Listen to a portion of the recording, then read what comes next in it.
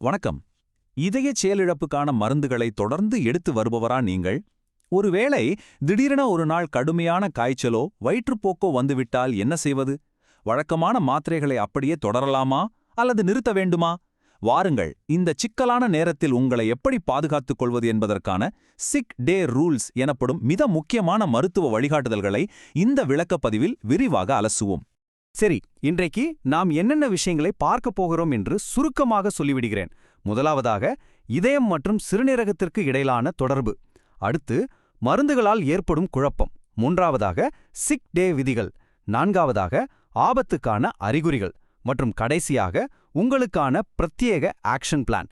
இதையெல்லாம் தான் பார்க்க போகிறோம். இதையெல்லாம் பார்ப்பதற்கு முன் ஒரு முக்கியமான கேள்வியை நாம் கேட்டுக்கொள்ள வேண்டும். சாதாரணமாக ஒரு காய்ச்சலோ வயிற்றுப்போக்கோ வந்தால் உடம்பில் என்ன நடக்கும்? ரொம்ப சிம்பிள். உடலில் நீர்ச்சத்து குறையும். அதாவது டீஹைட்ரேஷன் ஆகும் இல்லையா? சாதாரண ஆட்களுக்கே இது கொஞ்சம் சிரமமான விஷயம்தான். ஆனால் இதய செயலிழப்பு பிரச்சனை இருக்கிறவர்களுக்கு இது ஒரு மிகப்பெரிய சவாலாக, சொல்லப்போனால் ஒரு பெரிய போர்க்களமாகவே மாறிவிடும். ஏன் தெரியுமா? அதற்கு காரணம் நம் உடலில் இருக்கிற அந்த நுட்பமான நெட்வொர்க். அதை பற்றித்தான் பகுதி 1, இதயம் சிறுநீரக இணைப்பு, அடிப்படை சூழலை நிறுவுதல் என்ற தலைப்பில் பார்க்கப் போகிறோம். மருத்துவத்தில் இதை கார்டியோ ரீனல் சிண்ட்ரோம் என்று சொல்வார்கள்.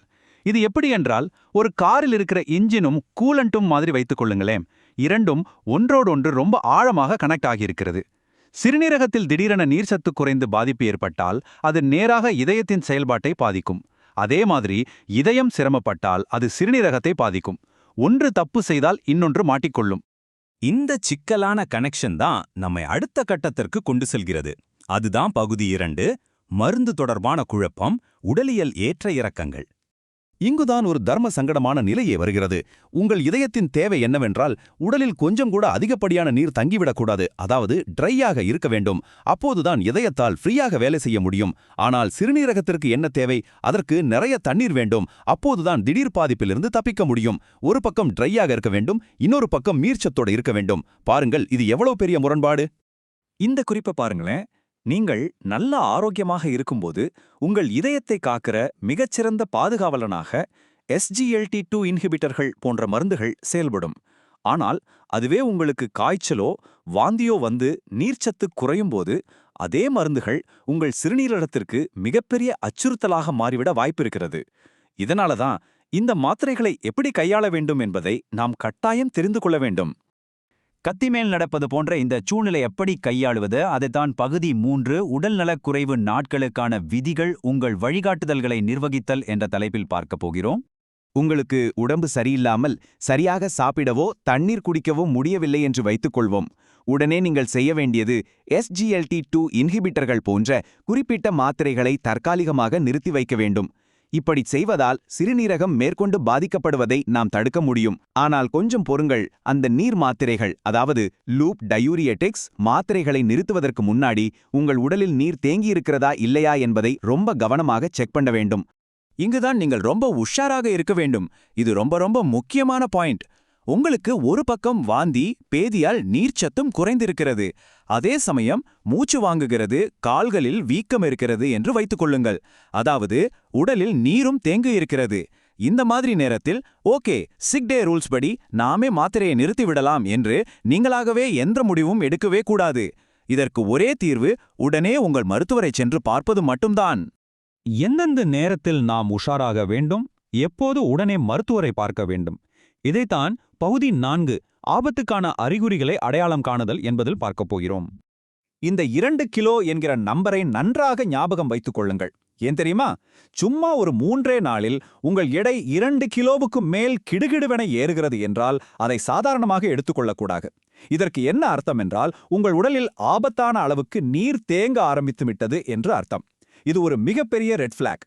எடை ஏறுவது மட்டுமில்ல, சும்மா உட்கார்ந்து கொண்டிருக்கும் போதே மூச்சு வாங்குவது, திடீர்னு ஒரு மாதிரி மனக்குழப்பம் வருவது, தலை சுற்றுவது, இரத்த அழுத்தம் தொடர்ந்து 90க்கும் குறைவாகவே இருப்பது, இல்லை என்றால் ஒரு 12 மணி நேரமாக சிறுநீர் கழிக்காமலே இருப்பது.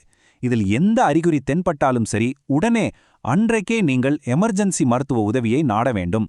இதில் எந்த காம்ப்ரமைஸும் கிடையாது. சரி, இப்போது உடம்பு சரியாகிவிட்டது, அடுத்து என்ன செய்வது? அதைத்தான் பகுதி 5, உங்களுக்கான தனிப்பட்ட செயல்திட்டம், இயல்பு நிலைக்கு திரும்புதல் என்பதில் பார்க்கப் போகிறோம். இந்த அட்டவணை ரொம்ப சிம்பிளாக ஒரு விஷயத்தை சொல்கிறது. உங்களுக்கு உடம்பு சரியாகி ஒரு 24லிருந்து 48 மணி நேரம் நீங்கள் நார்மலாக சாப்பிடவும் தண்ணீர் குடிக்கவும் ஆரம்பித்து விட்டீர்கள் என்றால் அவ்வளவுதான், நீங்கள் பழைய நிலைக்கு திரும்பிவிட்டீர்கள். இப்போது நீங்கள் நிறுத்தி வைத்திருந்த இதயச் செயலிழப்பு மருந்துகளையெல்லாம் உடனே ஆரம்பித்து விடலாம். உங்கள் மருத்துவர் வேறு ஏதும் மாற்றிச் சொல்லாத வரைக்கும் நீங்கள் உங்கள் பழைய ரொட்டீனை அப்படியே தொடரலாம். நாம் இதுவரை பேசிய இந்த 6 டே விதிகள் எல்லாமே பொதுவான ஒரு பாதுகாப்பு வழிகாட்டுதல்கள்தான். ஆனால் ஒவ்வொருத்தருடைய உடம்பும் பிரச்சனையும் வேற வேற இல்லையா? அதனால் நாளைக்கு உடம்பு சரியில்லாமல் போவதற்கு முன்னாடியே உங்களுக்கான பிரத்யேக 6 டே பிளானை உங்கள் மருத்துவக் குழுவிடம் கேட்டு இன்றைக்கே ஆவணப்படுத்தி வைத்துக் கொள்ளுங்கள். இது மிகவும் அத்தியாவசியமான ஒன்று. இதை வெறும் ஒரு அலசலாக மட்டும் பார்க்காமல் ஒரு முக்கியமான நினைவூட்டலாக எடுத்துக்கொள்ளுங்கள். நிறைவாக ஒரு கேள்வியோடு நான் விடைபெறுகிறேன். ஒருவேளை திடீரென உங்களுக்கு உடம்பு சரியில்லாமல் போய் உங்கள் இதயத்திற்கும் சிறுநீரகத்திற்கும் இடையிலான பேலன்ஸ் தவறினால் அடுத்த நொடி நீங்கள் யாருக்கு கால் செய்ய வேண்டும் என்று உங்களுக்கு தெளிவாக தெரியுமா? யோசித்துப் பாருங்கள். உங்கள் மருத்துவ குழுவிடம் இன்றைக்கே பேசி அதை உறுதிப்படுத்திக் கொள்ளுங்கள். விழிப்புணர்வோடு இருப்போம், பாதுகாப்பாக இருப்போம்.